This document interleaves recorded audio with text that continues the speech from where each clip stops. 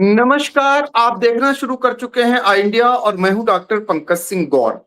और इस समय ऑनलाइन रूप से देश की एक ऐसी शख्सियत हमसे जुड़ चुकी है जो ईमानदारी के लिए समूचे देश में जाने और पहचाने जाते हैं।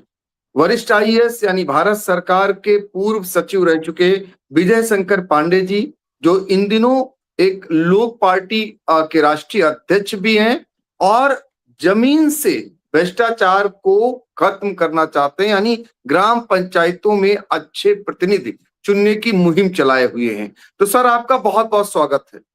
धन्यवाद।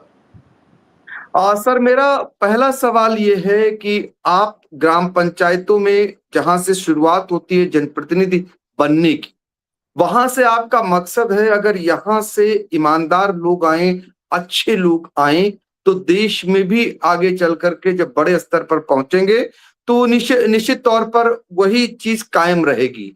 तो ऐसे में उत्तर प्रदेश में त्रिस्तरीय पंचायत चुनाव जो समय पर नहीं हो सके, प्रधानों का कार्यकाल खत्म हो गया और सरकार समय पर चुनाव नहीं करा पाई। दूसरा, प्रधानों को पहली बार उत्तर प्रदेश में प्रशासक नियुक्त कर दिया गया। तो इसमें सर, चूंकि आपका लंबा चौड़ा अनुभव है, सीतापुर लखीमपुर में आप कलेक्टर रहे, इसके अलावा बड़े बड़े पदों पर उत्तर प्रदेश में आसीन रहे, आप ही ऐसे अधिकारी रहे जिन्होंने अपने ही संवर्ग में, आईएएस संवर्ग में भ्रष्ट अधिकारियों को भी चिन्हित किया, उनको घोषित किया। तो बहुत सारे लोग आपसे जानना चाह रहे थे, बहुत सारे लोग हमसे कह रहे थे, तो हमने कहा सर से जब भी बातचीत होगी जरूर पूछूंगा, क्या नियम कहता है, क्या कानून कहता है, पहले तो समय पर चुनाव नहीं हो पाया, इसका सर कारण क्या मानते हैं? देखिए गौर साहब, ये बहुत ही जैसे कहते हैं दुखद स्थिति है कि संविधान में व्यवस्था दी हुई है हर 5 साल बाद इनके चुनाव कराए जाने मस्ट हैं, जैसे असेंबली के हैं, जैसे पार्लियामेंट के हैं। जब संविधान में दिया हुआ है तो संविधान के तहत लोकसभा और विधानसभा और पंचायत कोई फर्क नहीं पड़ा, क्योंकि उसी संविधान के प्राविधानों के आधार पर ही हम लोग हर 5 साल में लोकसभा का चुनाव कराते हैं, हर 5 साल में विधानसभा का कराते हैं। जब संविधान में व्यवस्था कर दी गई तो किसी भी सरकार को क्या पता नहीं था कि जब 2021 के फरवरी में चुनाव, फरवरी मार्च चुनाव हुए हैं, तो 2026 के फरवरी मार्च में चुनाव होंगे, ये क्या इनको पता नहीं था? तो ये जितनी भी प्रक्रिया आप जिसे अपूर्ण बताकर चुनाव को टालने की स्थिति में आ गए हैं, वो उन सभी को क्या आपको पता नहीं था कि 5 साल बाद चुनाव होने हैं और आपको क्या क्या करना है उन चुनावों को विधिवत समय से कराने की? वो किसी की मंशा की बात नहीं है, ये संविधान की व्यवस्था है। देखिए, कोई माने ना माने, हमारे देश में जो भी आज है वो संविधान के तहत ही जो शक्तियां दी गई उसी के आधार पर सब लोग बड़े बड़े पदों पे बैठे हैं। अगर संविधान की न माने आप तो 5 साल बाद चुनाव क्यों कराएं? बाद में कराएंगे। ये भी आज अगर ऐसे ही चलने दिया गया तो कहेंगे ये तो प्रावधान ही तो है, हम लोग उसके पंचायत के चुनाव के बारे में नहीं मानते, विधानसभा में भी नहीं मानेंगे। एक बार आपको पता ही है, सन 76 में हो चुका है, 75 में हो चुका है ये इमरजेंसी लगाकर। तो ये देखिए, ये स्थितियां इनको हल्के में नहीं लेना चाहिए और ये सरकार की जानबूझकर ये इसको टालने की लिए, क्योंकि आपको जब पता है 5 साल बाद ये चुनाव होने हैं तो आपने ये सब कोई कमीशन क्यों नहीं बैठाया और उसका परिसीमन क्यों नहीं किया? ये आपका काम है, आपको पता था कि ये होना था। तो गौर साहब देखिए, मैं बिल्कुल स्पष्ट कहूंगा, ये बहुत बड़ी विफलता है और ये बड़ी दुखद स्थिति है, क्योंकि जब आप एक बार संविधान की प्रावधानों को उल्लंघन कर रहे हैं तो आपकी जब मर्जी होगा तब करेंगे आप। क्या कोई कर लेगा? क्या कोई कुछ कर पा रहा? कुछ नहीं, सिवाय इसके कि आप पिटीशन करें, हाई कोर्ट जाएं, सुप्रीम कोर्ट जाएं। वहां पर भी अब देखिए स्थितियां ये हो गई है कि कोई भी इस तरह का जिसे कहते हैं हल नहीं मिल पा रहा है। बस आखिर ये सवाल पूछा जाना चाहिए था ना तुरंत कि भैया, आपको जब पता था कि 5 साल बाद चुनाव होते तो आप सो क्यों रहे थे? आपने क्यों नहीं फला फला कमीशन गठित किया, फला फला काम नहीं किया, फला फला तैयारी क्यों नहीं किया? ये बहुत दुखद है और बड़े सोचनीय है। दूसरा जो आपने ये प्रश्न उठाया कि ये जो पंचायत के स्तर के चुनाव में क्यों महत्वपूर्ण, देखिए आज की स्थिति जो आप जो राजनीतिक जो परिवेश में जो घटियापन या गिरावट देख रहे हैं, उसका यही कारण है कि राजनीति में ये एक्सपेक्टेड था कि नीचे से ऊपर चलेगा, नीचे के लोग तय करेंगे कि हमारा कैंडिडेट कौन होगा, उसको सहमति से या उसकी पकड़ के उसके काम के आधार पर कराएंगे, और फिर उसके बाद पार्टी को कहेंगे भाई देखो ये आदमी हमारा जो है हमारा कैंडिडेट बनने लायक है। पहले आपको याद होगा कि सब पार्टियां नीचे से रिकमेंडेशन लिया करती थी, कमेटी बनाती थी, 3-4 नाम जाया करते थे।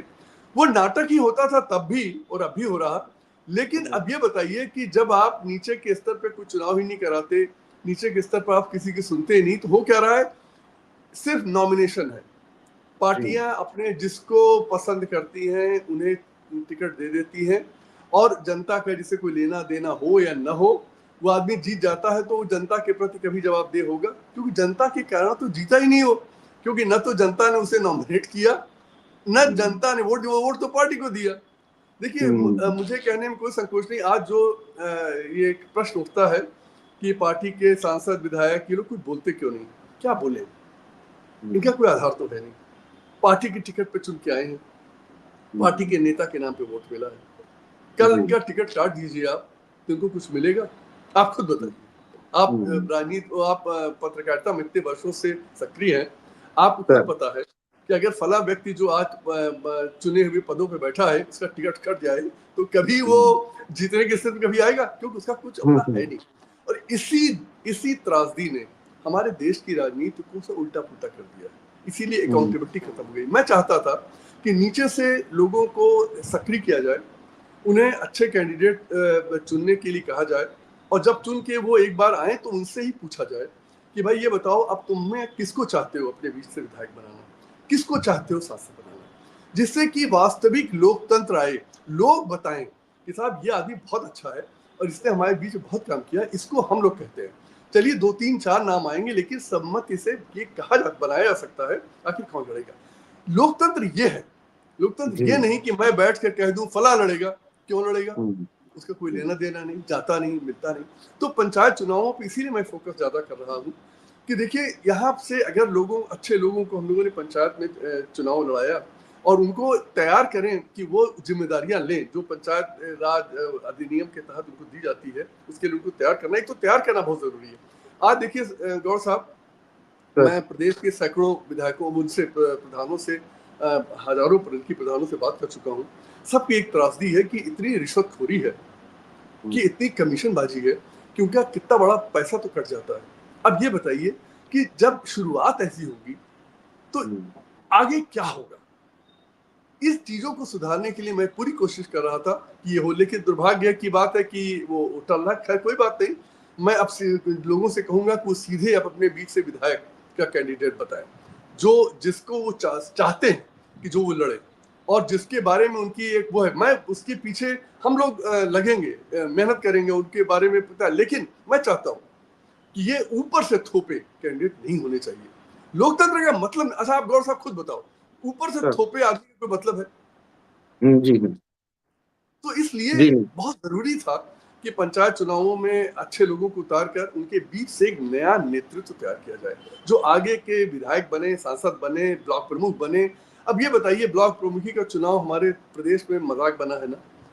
बीडीसी के, आप किसी भी बीडीसी से बात कर लीजिए, उसको कोई भी रोल, कोई भी काम उसके पास नहीं है, उसको कोई पूछता नहीं। ये बताइए, वो चुने हुए प्रतिनिधि थे और उनको ब्लॉक लेवल कमेटी, उनके इतने दायित्व हैं। अगर आप पढ़ें जो पंचायती राज अधिनियम में व्यवस्था है तो उनके इतने दायित्व हैं। उनको जिले स्तर पर और ग्राम स्तर के बीच में कोऑर्डिनेशन का सारा काम ब्लॉक डेवलपमेंट कमेटी को करना था, और उसके लिए यही चुने हुए लोग थे जो उसके सदस्य थे। तो ये सब चीजें जब व्यवस्था खराब हो गई, तो अब आप सोचे कि जो लोग बीडीसी बन चुन के आते हैं उनको कुछ भी, मुझे जो बताया लोगों ने, बहुत सैकड़ों लोगों ने मुझसे बात की, कहा कि इस पर इसका प्रश्न उठाया जाना चाहिए कि आखिर हम लोग चुन के आते हैं लेकिन हमें न तो कोई दायित्व है हमारा, न हमारे कोई काम है, न हम कुछ कर पाते हैं। तो ये सब स्थिति अच्छी नहीं है। यही कमोबेश स्थिति हमारे जिला पंचायत सदस्यों की है कि उनको जो भाई स्थिति होती है, जबकि उनके ऊपर पूरे जिले का शिक्षा का, सफाई का, स्वास्थ्य का पूरा भार था। अब आप सोचिए, इतनी जिम्मेदारियां इन चुने हुए प्रतिनिधियों को संविधान के तहत दी गई, आज की हालत क्या है। तो मैं ये बहुत ये इसको मैं बड़ा दुखद मानता हूँ कि त्रिस्तरीय जो हमारी जो शासन प्रणाली है उसको हल्के से नहीं लिया जाना चाहिए था, जबकि संविधान में इसके लिए 6-5 वर्ष के बाद चुनाव कराने की निश्चित रूप से व्यवस्था की गई थी। आपसे बातचीत में अब तक जो निकल करके ये आया कि जो राजनीतिक दल हैं उन्होंने जिनको चुनने का काम किया, जिनको कह दिया, वो लड़ जा रहे हैं और जीत रहे हैं, और यही कारण है कि वो अपने हक की बात भी नहीं कर पा रहे और दूसरे के जायज मुद्दों को भी नहीं उठा पा रहे। इसीलिए आपने अपनी पार्टी का गठन किया। सवाल सर ये भी है कि त्रिस्तरीय पंचायत चुनाव पहले कोविड काल में भी टल चुका है। अब ना ऐसी कोई महामारी थी, ना ऐसी कोई स्थितियां थी, तो सत्ता पक्ष ने तो चुनाव टाला ही और विपक्ष भी कुछ नहीं बोला। चर्चाएं ये हैं कि चूंकि विधानसभा के चुनाव 2027 में प्रस्तावित हैं, तो इस बीच नहीं चाहती राजनीतिक पार्टियां कि वो पंचायत के चुनाव हों और उनके उनके पार्टियों में गुटबाजी पनपे या ऐसे कोई हालात बने, इसलिए महज ये टाल दिए गए पंचायत के चुनाव। अब देखिए गौर साहब, आप इस बात से समझ लें कि इन पार्टियों का कितना जिसे कहते हैं पकड़ है अपने लोगों पर, और कितनी इनकी गहरी पकड़ है जनता पर। इन्हें यही नहीं साहस है इनके अंदर कि ये अपने त्रिस्तरीय चुनाव में भाग लेकर उसमें से निकल पाए। अब आप सोच लीजिए कि इन पार्टियों ने अपनी क्या स्थिति बना ली। इसके कोई और जिम्मेदार नहीं, इनके नेतृत्व जिम्मेदार है कि आपने इस तरह का जैसे कहते हैं ऊपर से थोपने वाली प्रथा क्यों रखी। मुझे तो कोई भय नहीं लगता। मैं तो कह रहा हूँ कि जो जिसको पसंद करें लोग, उसको आप बिल्कुल कैंडिडेट बनाइए। मेरा क्या रोल होना चाहिए भाई? जनप्रतिनिधि को जनता के बीच में होना चाहिए, वो उनका प्रतिनिधि होना चाहिए, मेरा प्रतिनिधि थोड़ी होना चाहिए कि मैं जिसको नामित कर दूं उसको जनता से मैं वोट दिलवा दूं अपने नाम पर या किसी और चीज पर, किसी और मुद्दे पर बहलाकर, उसके बाद वो मेरा प्रतिनिधि होकर रहे। उसे मेरा प्रतिनिधि नहीं बनना है। देखिए गलती यही हुई है। सारे हमारे जो चुने हुए लोग हैं वो पार्टियों के प्रतिनिधि है, जनता के प्रतिनिधि नहीं है। ये चुनाव जनता के लिए है, जनता की समस्याओं के हल के लिए है, जनता की समस्याओं के समाधान के लिए है।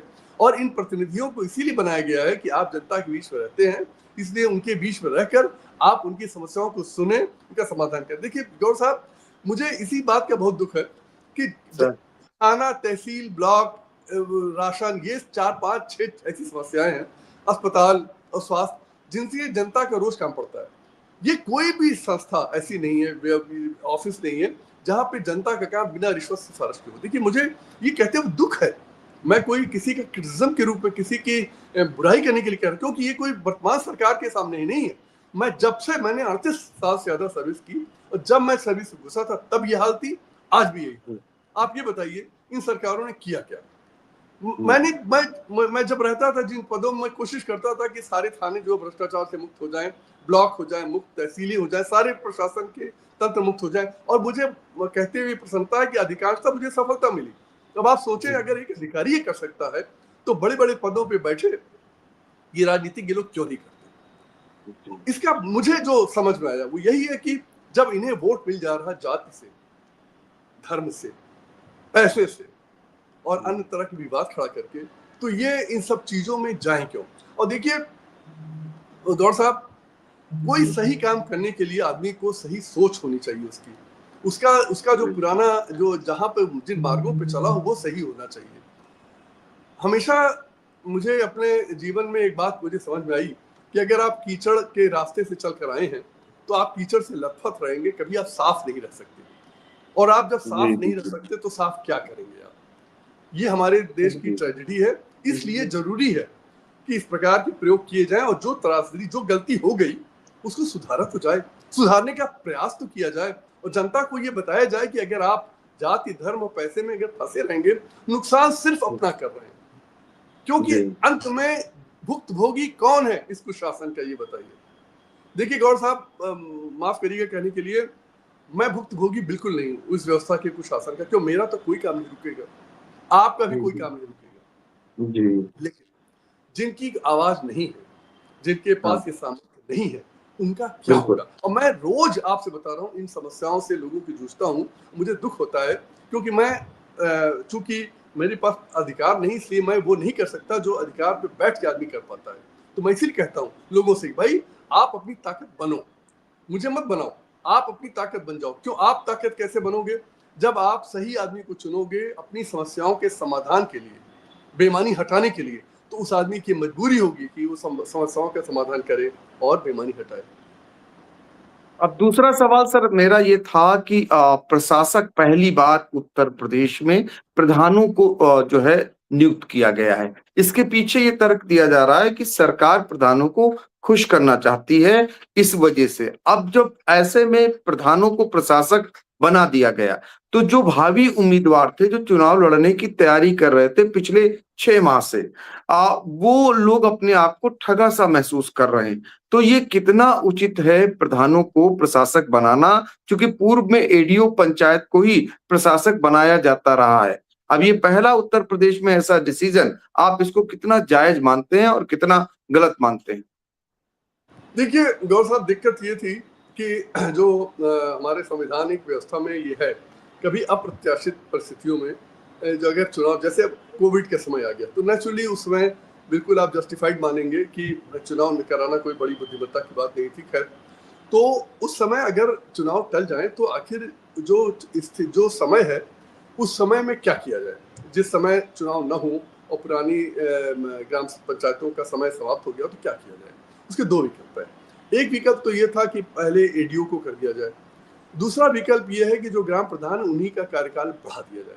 अब कार्यकाल बढ़ाने का अधिकार चूंकि नहीं है, संविधान में व्यवस्था नहीं है, तो उसका एक जिसे कहते हैं वाया मीडिया निकालेगा। देखिए मुझे जो जानकारी है गौर साहब, मैंने बहुत ज्यादा इस पर अध्ययन तो नहीं किया, लेकिन मैंने जो कुछ पढ़ा, कई राज्यों में ये व्यवस्था है प्रशासक नियुक्त किए जाने की।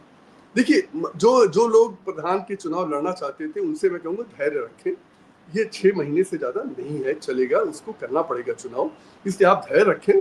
और इस पर आपको परेशान होने की जरूरत है, क्योंकि ये ऐसी स्थिति जब सरकार ने नहीं कराया चुनाव, तो उस देरी में जो 6 माह का 8 माह जो भी समय जाएगा, उसमें कोई काम रुकना नहीं चाहिए, क्योंकि 6 महीने का समय भी किसी समाज के लिए बड़ा समय होता है, रुकना नहीं चाहिए। जो आदमी 5 साल से काम कर रहा था, अगर आप 6 महीने और बढ़ा दें तो कोई बहुत अप्रत्याशित बात नहीं, क्योंकि अन्य राज्यों में ये किया गया है। एडीओ को बनाने से अच्छा मैं इसको मानूंगा, इससे मानूंगा कि उनकी तो कोई उत्तरदायित्व, उनका तो देखिए ये बहुत से प्रधान फिर चुनाव लड़ेंगे प्रधानी का, ठीक है, तो कम से कम उनका कुछ तो अकाउंटेबिलिटी जनता के प्रति बनी हुई है कि भाई अगर आप 6 महीने बढ़े हुए में कुछ नहीं करोगे तो आप अंत में वोट नहीं पाओगे और हारोगे आप ही। एडीओ साहब का तो कुछ बिगड़ेगा नहीं, बल्कि वो उसमें क्षमा करिए कहने के लूट मार और कर लेंगे, क्योंकि उनके हाथ तो शक्तियां, क्योंकि उनके ऊपर तो कोई अकाउंटेबिलिटी है नहीं। तो मैं मानता हूं कि ये एक तो चुनाव टालना नहीं चाहिए था, ये बहुत दुखद है, क्योंकि आपको जब पता था 6 साल बाद होने हैं तो आपको करना चाहिए था। दूसरा, एक बार जब आपने टाल दिया तो आपको ये स्टॉप गैप अरेंजमेंट कुछ करना मजबूरी है। उस मजबूरी में आपने अन्य राज्यों में भी हुआ है, ये मेरी जानकारी में है कि उन्हें प्रशासक नियुक्त किया गया। मध्य प्रदेश में, हरियाणा में, उत्तराखंड में 3 राज्य ऐसे हैं भाजपा के जहां पर ये व्यवस्था है। ये हुआ, एडीओ को बनाने से ये उचित व्यवस्था है, इस सेंस में कि ये फिर भी चुने हुए हैं। चलिए इनका कार्यकाल समाप्त हो गया, लेकिन फिर भी चुने हुए हैं और इनमें से अधिकांश फिर चुने जाने की दौड़ में हैं, तो इनके ऊपर दबाव जनता का बना रहेगा, जो मेरे विचार से एक अच्छी चीज है कि ये कम से कम उनके नियंत्रण से बाहर है। एडीओ साहब तो पूरी तरह नियंत्रण से बाहर है और उनका कुछ भी नहीं बिगाड़ पाएंगे, जनता के जो आम जनता कुछ भी नहीं कर पाएगी। ये एक बात और निकल करके आ रही थी, जो प्रधान संघ के पदाधिकारी हैं उनका ये भी कहना है, पिछली बार जब एडीओ पंचायत को प्रशासक बनाया गया था तो 5,000 करोड़ रुपए के बजट का आज तक हिसाब नहीं दे पाए। गांव की सरकार के मुखिया होने के नाते वो बेहतर जान सकते हैं दुख दर्द उनका, ना कि एडीओ पंचायत जान सकते। ये तर्क बार बार आ रहा था, लेकिन जो भावी प्रत्याशी उनको लग रहा है कि प्रधानों को प्रशासक बनाने से कहीं पक्षपात ना हो जाए, क्योंकि मोहरे खुल चुके थे, लोगों को पता चल चुका था कि ग्राम पंचायतों में कौन कौन चुनाव लड़ने की तैयारी कर रहा था। तो उनको ये डर है कि इस बीच प्रधान जी 6 माह में पक्षपात न करें या उनके साथ कोई गलत व्यवहार न करें। देखिए मैं जो प्रधान के प्रत्याशी हैं उनसे मैं इतना ही अनुरोध करूंगा कि वो बिल्कुल इस भय से, मैं खासकर लखीमपुर खीरी के प्रधान के प्रत्याशियों से जरूर कहूंगा आप बिल्कुल निश्चित रहें इस बारे में। और मैं कोशिश कर रहा हूं कि आपके बीच से अच्छे लोग चुने जाएं और वो सब चुने जाएंगे। आपको लेकिन इसी मुद्दे पर चुनाव लड़ना होगा कि आप ईमानदारी और अपनी समस्या के समाधान के लिए, इस बार जात, हिंदू मुसलमान और पैसा और दारू, इन 4 चीजों को छोड़ दीजिए। आप लोग ये छोटी गलतियां करके अपना कितना नुकसान कर रहे हैं, मेरी सारी कोशिश ये आपको सिर्फ बताने की है कि देखिए आपने कितना नुकसान कर डाला है अपना, कि आपने ये करके आपने एक तरह से अपना जो कुव्यवस्था है उसको आप स्वयं स्वीकार करते हैं, उसको 5 साल के लिए मांग लेते हैं। क्योंकि जो व्यक्ति जात पात और पैसे से चुना गया है वो आपकी क्यों सुने। जिस दिन उसे आपकी समस्याओं के समाधान के लिए आधार पर और ईमानदारी के आधार पर चुना जाएगा तो उसकी मजबूरी हो जाएगी कि वो चोरी, बदमाशी, बेईमानी न करे। मैं ये बात विधानसभा के लिए भी कह रहा हूँ, लोकसभा। ये देश का प्रशासन, प्रदेश का प्रशासन, सरकार एक रात में बदलेगी जिस दिन इस प्रदेश की जनता इस बात को समझकर वोट देगी कि उन्हें जाति, धर्म, पैसे, दारू से इस बार हटना होगा।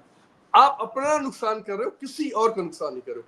500 रुपए और 1000 रुपए लेकर वोट देने वाले लोगों को मेरा कहना है कि आप 500 रुपए लेकर 5 साल की दरिद्रता खरीदते हो, फिर आपकी कोई सुनने वाला नहीं, क्योंकि वो विधायक कहेगा अरे इनसे क्या डरना है, इस बार 500 लिया, अगली बार 1000 ले लेंगे। और वो 1000 आएगा कहां से? आप ही का तो पैसा है, उनके पास कोई पेड़ तो है नहीं हिलाने के लिए। वही लूट, वही हर ठेके में कमीशन बाजी, जो एक जैसे आम लोगों को जानकारी है। आप विश्वास माने ब्लॉकों से में इतनी कमीशन बाजी की जो वो है खबर, मुझे बहुत दुख होता है। मैं जब जिला प्रशासन में था तो मैं इस बात को तब भी था, और मैं इसको इनकी कठोर शब्द यूज कर रहा हूं, इनको दबा कर निचोड़ कर मैं इनकी ये आदत खत्म करता था, क्योंकि देश का कानून ही अनुमति नहीं देता आपको रिश्वत खाने की। तो मैं कौन होता हूँ रिश्वत खाने की अनुमति देने वाला? वो तभी करेगा आदमी जब खुद रिश्वतखोर हो, क्योंकि उसको जब खुद रिश्वतखोर होता है तो उसे दूसरों को रिश्वत खिलाने में, जैसे कहते खाने देने में अनुमति देना पड़ता है। क्योंकि आप एक मुंह से रिश्वतखोरी रोकें तो दूसरे मुंह से रिश्वत लें, ये नहीं चलता। जी बिल्कुल। तो विजय शंकर पांडे जी को आप सभी लोग सुन रहे हैं, भारत सरकार के पूर्व सचिव, जो कई वर्षों पहले रिटायर हो चुके हैं, लेकिन आपकी समस्याओं के लिए वो अभी भी सक्रिय रहते हैं। उनके दौरे उत्तर प्रदेश के तमाम जनपदों में जारी रहते हैं। वो लखीमपुर हो, सीतापुर हो, जब हम लोग बातचीत कर रहे हैं तो इलाहाबाद से लाइव रूप में जुड़े हुए हैं। इस उम्र में भी आप सोचिए कितनी चिंता है, जिन चीजों से गुजर चुके हैं, 38 साल की सेवाएं दे करके जो उन्होंने देखा है और कैसे उस पर अंकुश लगाया है, वो आपसे साझा कर रहे हैं। और खासकर विजय शंकर पांडे जी का जोर उस पहली इकाई पर है, यानी गांव की सरकार की पहली इकाई पर है। यदि वहां का जनप्रतिनिधि ईमानदार होगा तो निश्चित तौर पर देश में उसकी देश तक वो बात जाएगी। यही उनका प्रयास है। इसीलिए आपने एक लोक पार्टी का गठन किया जिसके राष्ट्रीय अध्यक्ष हैं, और आपका आह्वान भी है किसे चुनना है, कैसे उनका चयन करना है प्रधान के पद पर। इस भीषण गर्मी में आपका भ्रमण, आपका बैठकें आपकी जारी हैं। तो सर, आम लोगों से अपील लोक पार्टी क्या करना चाहेगी, क्योंकि आप इतनी उम्र में भी अभी सक्रिय हैं और देश के लिए आप काम कर रहे हैं, लोगों को जागरूक कर रहे हैं, जो व्यवस्थाएं हैं उनको बदलने में लगे हुए हैं, क्योंकि भ्रष्टाचार के खिलाफ आप शुरू से ही डंका बजाते आ रहे हैं। ऐसे में लोग ईमानदार कैसे जुड़े? आपने एक विकल्प भी दे दिया है लोक पार्टी का, तो क्या कहना चाहेंगे सर? देखिए गौरव साहब, मैं जनता से अपील करता हूं कि आप जिस रास्ते पे चल रहे थे या जिस आधार पे आप वोट दे रहे थे उसको आपने किया 80 साल, आपको उसमें कुछ नहीं मिला क्योंकि आप बहुत असंतुष्ट हैं। क्योंकि मैं वो लोगों से बात कर रहा हूँ, हजारों लोगों से मिलता रहता हूँ, बात करता हूँ, सब असंतुष्ट है और सब बहुत चिंतित है कि आखिर हम लोगों ने क्या कर डाला।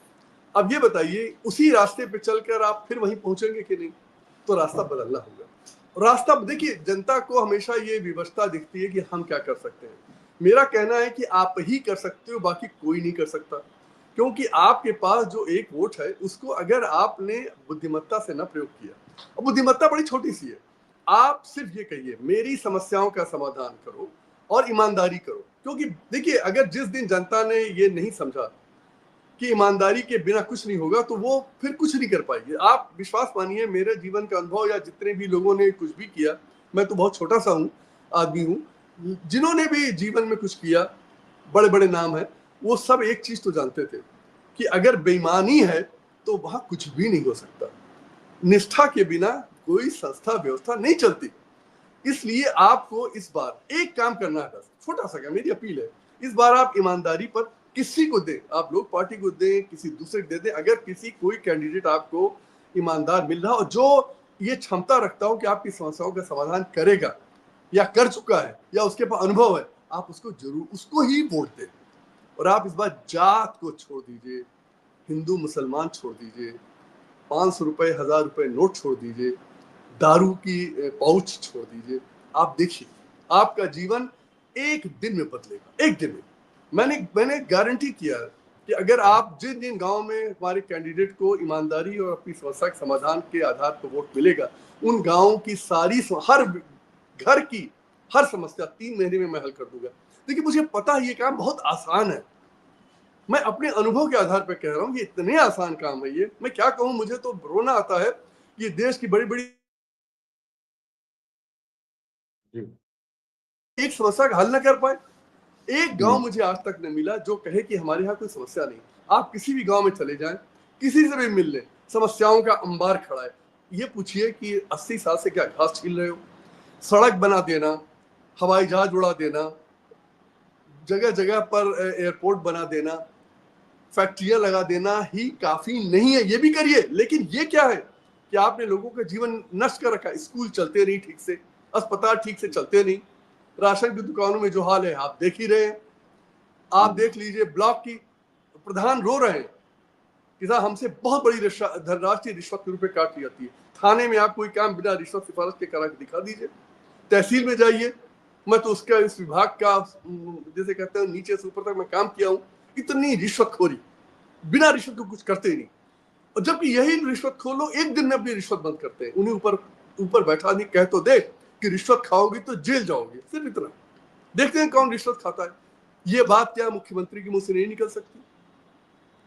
क्या मंत्रियों के मुंह से नहीं निकल सकती? क्या हमारे कमिश्नर साहब, कलेक्टर साहब, वो भी तो उसी पद पर बैठे जहां मैं बैठता था, क्या क्यों नहीं कहते? क्यों नहीं आप भी तख्ती लगा देते कलेक्ट्रेट के ऊपर, यहाँ परिसर में कोई रिश्वतखोरी नहीं होगी? क्यों नहीं लगा?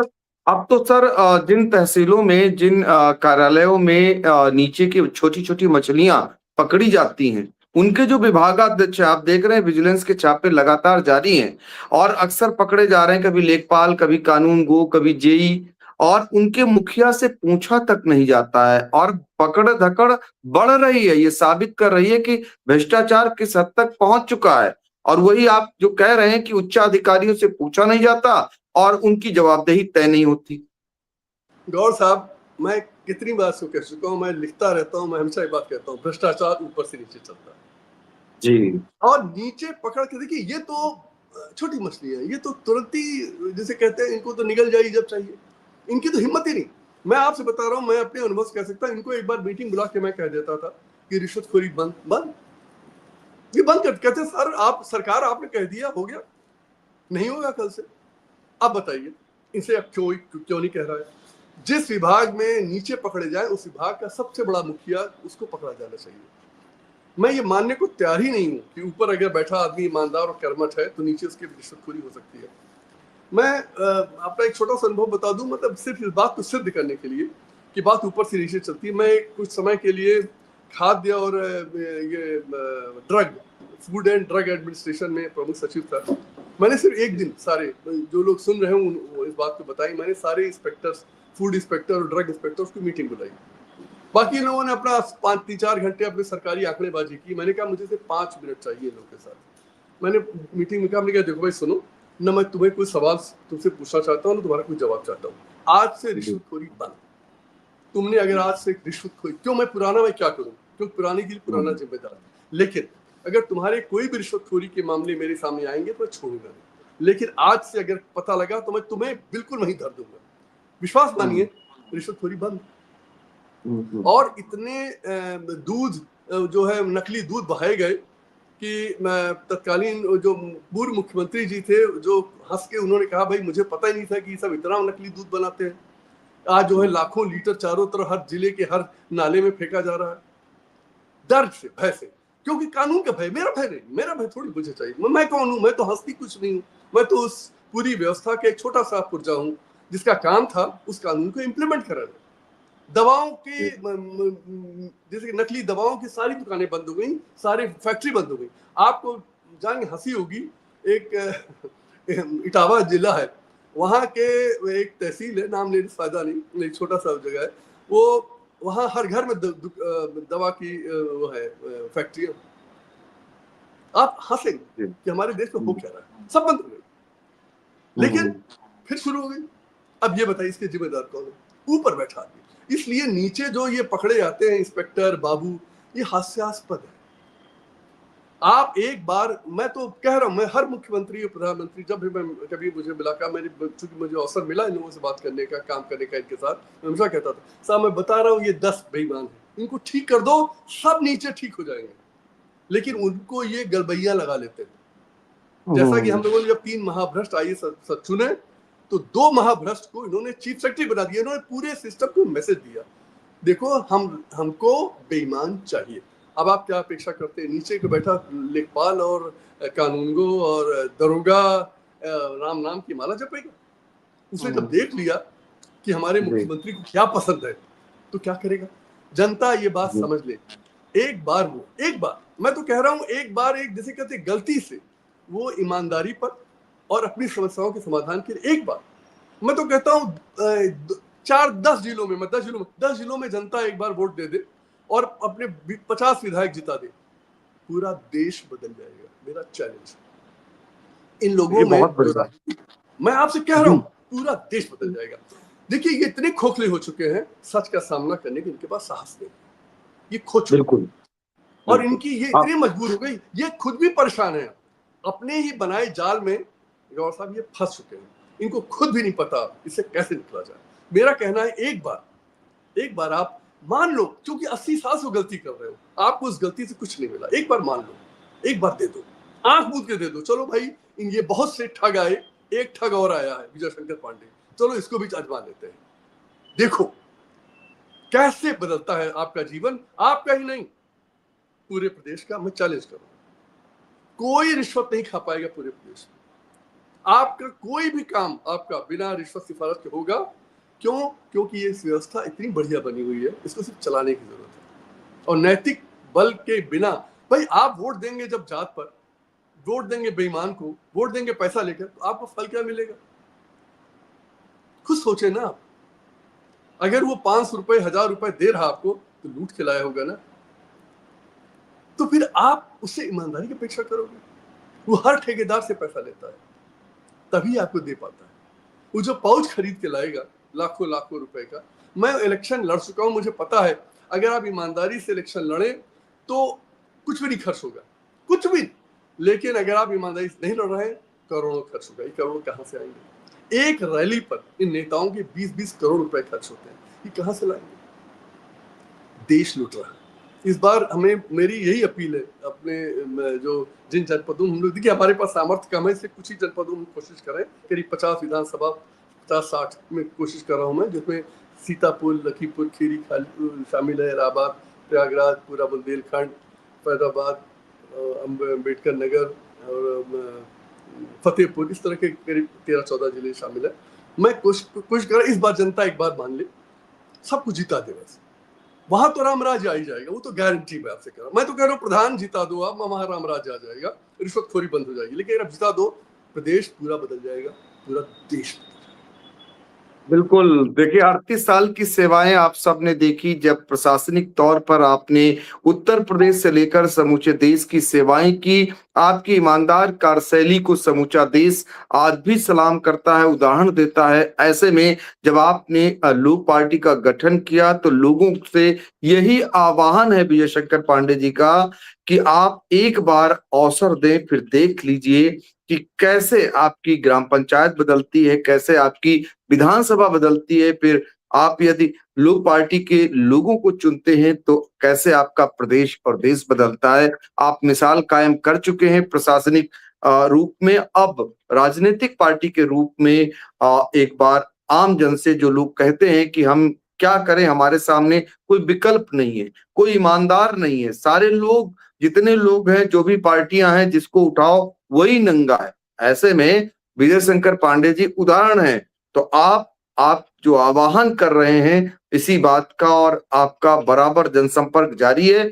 उम्मीद करेंगे सर आप सीतापुर लखीमपुर जब भी आगमन होगा हम आपसे फिर एक बार मिलेंगे और अच्छे लोग आपसे जुड़े, क्योंकि आपकी कार्यशैली को आज भी लोग यादगार के रूप में याद करते हैं। तो ये बरकरार रहे सिलसिला और आगे चल करके जो आपकी अपेक्षाएं वो भी पूरी हो सर। बहुत बहुत धन्यवाद sir. Thank you so much, बहुत बहुत धन्यवाद समय देने के लिए।